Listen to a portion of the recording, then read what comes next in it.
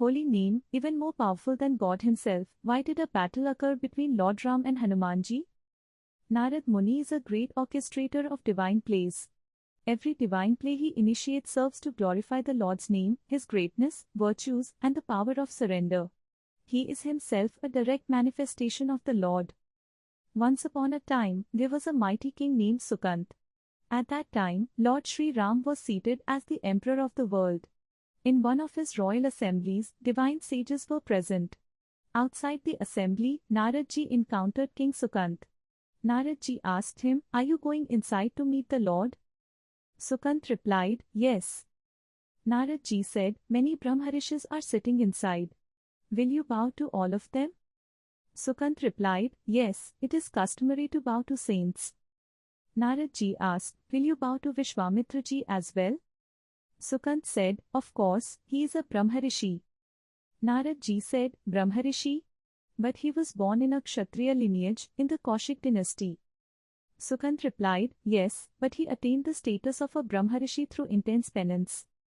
Narad Ji said, "But originally, he is still a Kshatriya, isn't he?"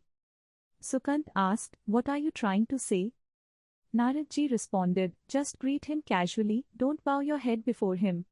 You may bow fully before the other sages, but not him." The insult of Vishwamitra Ji by King Sukant. After that, King Sukant entered the Lord's court. He bowed to the Lord and placed his head at the feet of all the sages. But when he reached Vishwamitra Ji, he simply joined his hands in greeting without bowing his head. Vishwamitra Ji did not even notice at the time. The assembly concluded. Later, Narad Ji went and sat near Vishwamitra Ji. Narad Ji asked, "Did you notice something?"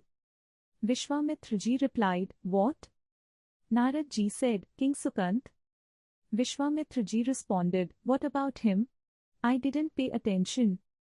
Narad Ji said, "He bowed with his head to everyone, but to you, he only offered a casual greeting without bowing." Vishwamitra Ji replied, "Yes, he did that. But I didn't pay much attention. Is there some specific reason for it?"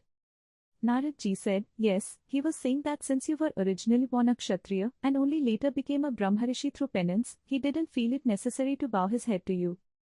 Hearing this, Vishwamitra Ji became extremely angry. Narad Ji added, "He must be punished.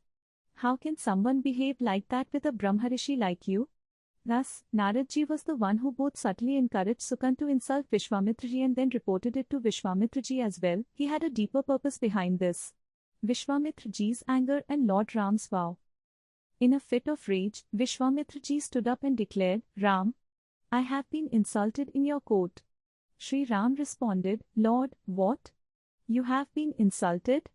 Vishwamitra Ji said, "Before sunset today, head of Sukant must be at my feet." To this, Sri Ram solemnly declared, "Lord, I speak a vow before you, if I do not place his severed head at your feet before sunset, then I am not a Raghuvamshi. Please calm yourself."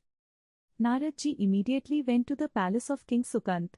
He said to Sukant, "You are going to be dead by evening. Lord Sri Ram has vowed that he will sever your head and place it at Vishwamitra Ji's feet." Sukant panicked. He said, "My lord, you have trapped me. I was about to bow down in full prostration. It was you who told me to just greet him with folded hands." Narad Ji replied, "How was I to know things would escalate like this? Now it's a real mess." Sukant taking refuge in Hanumanji. Sukant Ji began to cry, "Oh Lord, how can I be saved now? Lord Ram has declared, I am not of the Raghu lineage. If I do not bring his head to your feet before sunset, the Lord never speaks a false word. I am surely doomed. Is there any way out, O Lord?" Narad Ji said, "There's only one way, Hanuman Ji. He alone can save you." Sukant replied, "But how can Hanuman Ji go against Ram Ji's command? And besides, how can I even reach Hanuman Ji?" Narad Ji said, "If there is anyone who can command Hanuman Ji other than Ram Ji, it's his mother, Anjani. Come, I will take you to her." Narad Ji took him to Mata Anjani. Sukant Ji bowed down in full prostration and, weeping, said, "Mother, please protect me." Mata Anjani gently asked, "My son, tell me, what's the matter?" Mata Anjani takes a vow to protect Sukant. Sukant said, "Mother, in all three worlds, only you can now protect me. A king wants to kill me. Mata Anjani replied, my son is the mighty Hanuman. If I command him, he will never disobey me.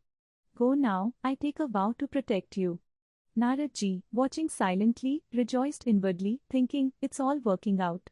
Now the glory of the Lord's name will be revealed.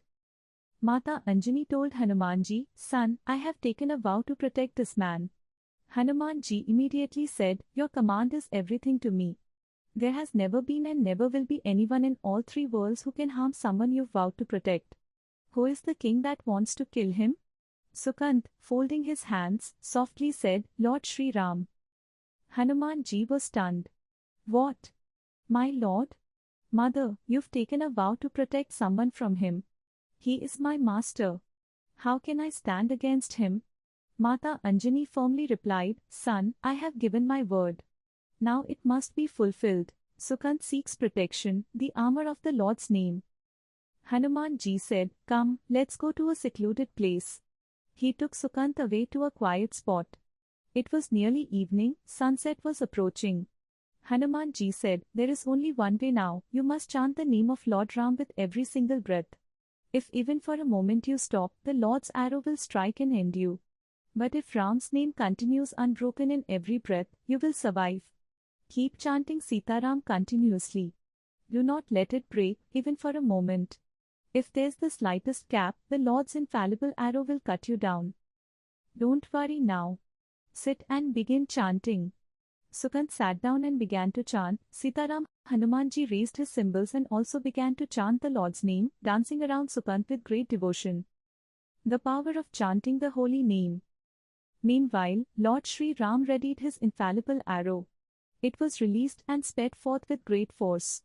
But as it reached the place where Hanumanji and Sukant were chanting the holy name, it halted. It circled around the two and then turned back. Lord Sri Ram was astonished.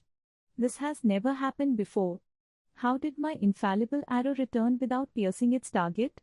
He exclaimed in surprise, who in the three worlds has the power to deflect my arrow? He then said to Lakshman, go at once to where Sukant is. Find out what has happened that my arrow failed to cut his throat. Lakshman arrived there and witnessed an incredible sight. Hanumanji's eyes were filled with tears, and he was lost in divine love, circling around and singing the Lord's holy name. Sukant, too, was absorbed in deep meditation. Lakshman's heart melted at the scene. He sat down and began clapping along, chanting the Lord's name. Meanwhile, Lord Sri Ram reflected, the arrow has returned. And now even Lakshman has not come back, nor is there any message from him. Something extraordinary must be happening there. Lord Sri Ram himself arrives to kill Sukant. Sage Vishwamitra said, you had taken a vow that before sunset you would return with his severed head. Lord Sri Ram humbly responded, Gurudev, please be patient. I will go myself.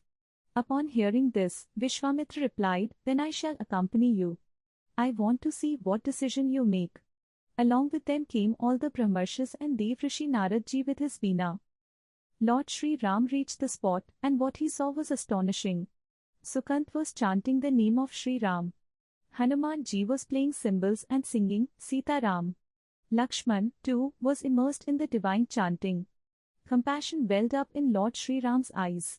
He softly said, now I understand, a throat that continuously chants my name, even my infallible arrow cannot pierce it. Lord's name is more powerful than even the Lord himself. Sri Ram turned to sage Vishwamitra and said, Gurudev, you had commanded that I must bring his head, but you never said I must bring it after severing it. He then addressed Sukant, place your head at the feet of sage Vishwamitra. Vishwamitra was pleased. Narad Ji smiled and said, O Lord, neither Sukant was at fault, nor was Vishwamitra Ji. I did all this to reveal that your name is even more powerful than your infallible arrow.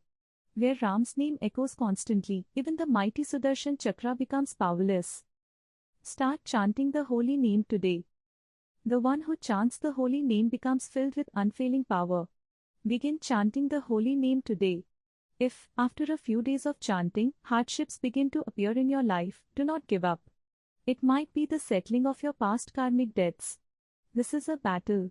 Sometimes, an arrow from the enemy may wound the warrior, but a true hero does not turn his back and flee. No matter how many challenges come your way, do not stop chanting the holy name.